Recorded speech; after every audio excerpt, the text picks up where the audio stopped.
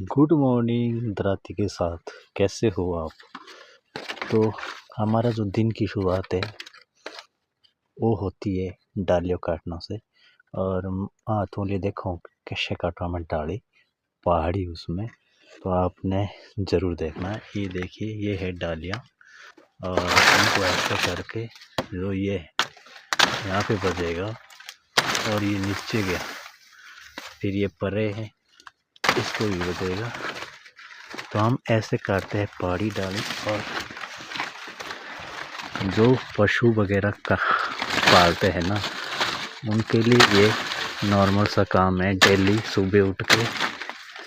और आप लोग भी बताना कि आप लोग क्या कर रहे हैं, आपके दिन की शुरुआत कैसे होती है, कमेंट में ज़रूर बताना। और सभी को lovely morning, good morning, bye bye.